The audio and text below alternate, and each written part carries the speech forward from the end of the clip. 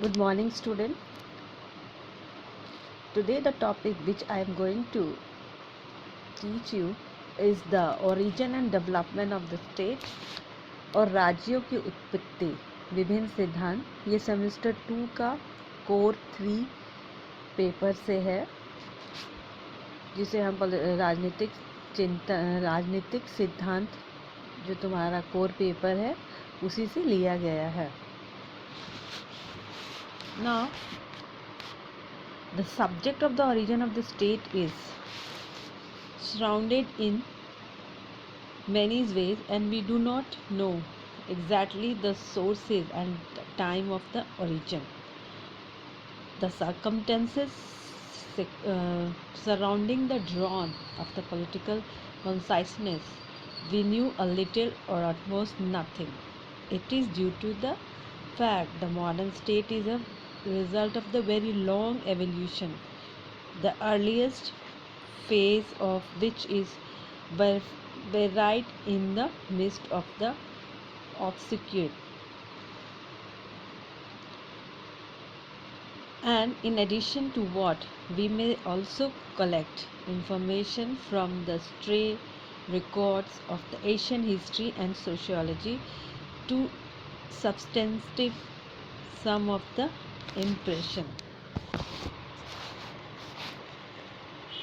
व्यक्ति स्वभाव से ही जिज्ञासु होता है और अपने ही जिज्ञासा के कारण अपने राज्य की उत्पत्ति के इतिहास का पता लगाने का प्रयत्न करता है, किंतु इतिहास द्वारा राज्य की उत्पत्ति का उच्च ज्ञान प्राप्त नहीं किया जा सकता।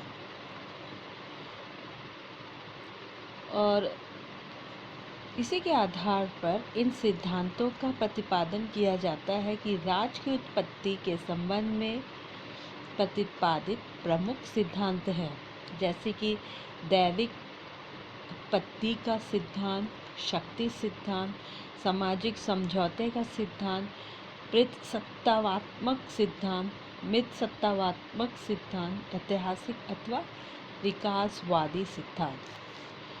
तो ये प्रमुख 6 सिद्धांत है जिसके द्वारा हम ये पता लगाने का कोशिश कर सकते हैं कि राज्यों का उत्पत्ति कहाँ से हुआ, उसका विकास कहाँ से हुआ और इसकी इतिहास क्या है। राज्य की दैविक उत्पत्ति का सिद्धांत, जो पहला सिद्धांत है वो है दैविक उत्पत्ति का सिद्धांत। राज्य की उत्पत्ति के संबंध में प्रचलित ये सिद्धांत सबसे अधिक प्राचीन है। इस सिद्धांत के अनुसार राज्य मानवीय नहीं वरन ईश्वर द्वारा स्थापित एक दैविक संस्था है। ईश्वर या तो यह कार्य स्वयं ही करता है या इस संबंध में अपने किसी प्रतिनिधि की नियुक्ति करता है। सिद्धांत का प्रमुख तत्व राजा मानवीय कृति नहीं वरन ईश्वरी सृष्टि है। राजा शक्ति का प्रादुर्भाव ईश्वर द्वारा हुआ और ईश्वर की राज्यों को शक्ति प्रदान करता है। तो दैविक सिद्धांत के समर्थक विविध धर्म ग्रंथों में राज्य की उत्पत्ति की दैविक सिद्धांतों का समर्थन किया गया है।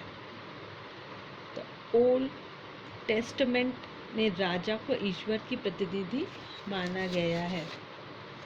सेंट ऑगस्टाइन और पॉप ग्रेसी द्वारा भी इसे सिद्धांत का समर्थन किया गया है। अब हम शक्ति सिद्धांत के बारे में प्रकाश डालते हैं। शक्ति सिद्धांत को हम फोर्स थ्योरी भी बोलते हैं। तो the force theory tells us that the state is fundamentally the result of the possible subjections to the long continued warfare among the political group, and however the most important advocate of the theory is that it tells us the earlier stage of the development of the state and the brand of the robbers, the economic impulses moved men to subjugate others, the appropriate their labor for the sake of their own material comfort. सामाजिक समझौता का सिद्धांत जो है, राज्य की उत्पत्ति के संबंध में सामाजिक समझौता सिद्धांत बहुत अधिक महत्वपूर्ण है। 17 और 18वीं शताब्दी की राजनीतिक विचारधाराओं को अगर हम इस सिद्धांत का पूर्ण प्रधान मान सकते हैं। इस सिद्धांत के अनुसार राज्य दैवीय न होकर मानवीय संस्था है, जिसका निर्माण व्यक्तियों द्वारा प्रस्थापित समझौतों के आधार पर किया जाता है, जैसे कि प्राकृतिक अवस्था का काल तथा नागरिक जीवन के प्रारंभ के बाद का काल। और इस सिद्धांत के सभी प्रतिपादन उत्पन्न प्राचीन काल में एक ऐसे प्राकृतिक अवस्था के अस्तित्व को स्वीकार करते हैं। और समझौता नवीन समाज का निर्माण करने के लिए सब व्यक्तियों ने मिलकर एक साथ समझौता किया। हॉब्स के मत अनुसार यह समझौता प्रत्येक व्यक्ति ने शेष व्यक्ति समूह से किया। और सामाजिक समझौते का सिद्धांत जो है वो 3 प्रमुख जो राजनीतिक चिंतक थे, जैसे कि हॉब्स, लॉक, रूसो, उन्होंने अपने अपने विचार प्रकट किए हैं। सामाजिक समझौता के बहुत सारे आलोचना भी हुई। और अब हम देखते हैं पितृसत्तात्मक सिद्धांत। इस सिद्धांत के अनुसार प्राचीन समय में समाज व्यक्ति का समूह न होकर परिवारों का समूह था और प्राचीन समाज की इकाई परिवार था। इस प्रकार के प्रारंभिक परिवारों में पिता की प्रधानता होती थी। इस सिद्धांत की 4 प्रमुख बातें की गई है। जैसे इस सिद्धांत के अनुसार प्राचीन समय में समाज की इकाई व्यक्ति न होकर परिवार था। सिद्धांत के अनुसार आदिकाल में विवाह के प्रथम प्रचलन थी और वनवासी केवल पुरुषों से खोजी जाती थी। स्त्री पक्ष का कोई भी उत्तराधिकार परिवार में सम्मिलित नहीं था और अंतिम सत्ता प्रतीकात्मक परिवार के प्रधान मुखिया के हाथों में ही थी। पितृसत्तात्मक सिद्धांत जो है, इस सिद्धांत के अनुसार समाज की सबसे प्राचीन इकाई पैतृक परिवार न होकर मातृक परिवार थी। मनुष्य का सबसे बड़ा संगठन टोली अथवा झुंड था, जो कि बंदर आदि जीवों में आज भी पाया जाता है। स्त्री तथा पुरुष विवाह द्वारा किसी स्थायी बंधन में न बंधे। प्राकृतिक समाज में एक स्त्री के कई पति होने की रीति प्रचलित थी।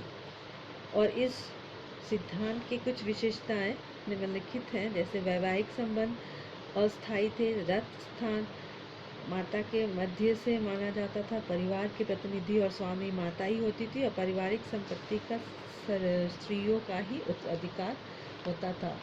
और जो आखिरी है वो ऐतिहासिक और विकासवादी सिद्धांत।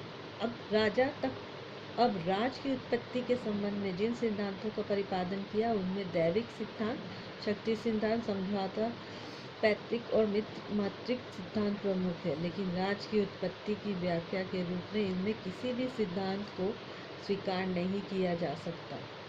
राज विकास का परिणाम है और राज की उत्पत्ति की सही व्याख्या ऐतिहासिक या विकासवादी सिद्धांत द्वारा ही की गई है। और इस सिद्धांत के अनुसार राज का विकास एक लंबे समय तक चलता रहा है। ये भी बताया जाता है कि किस प्रकार राज अस्तित्व में आया अत्यधिक कठिन है। अन्य सामाजिक संस्थाओं के समान ही विभिन्न परिस्थितियों की सहायता पाकर और अनेक तथ्यों से प्रभावित होकर ही ये अद्भुत हुआ। तो इस प्रकार हम आज देखते हैं कि राज की उत्पत्ति किस प्रकार हुई और इसके निम्नलिखित सिद्धांतों पे भी हमने प्रकाश डाला। और हर एक प्रकार के सिद्धांत का अपना अपना अलग अलग प्रमुखता थी। और इस प्रकार से हम देखते हैं कि राज्यों की उत्पत्ति, उसके विकास, उसके इतिहास की जो भी आउटकम है वो इस प्रकार है।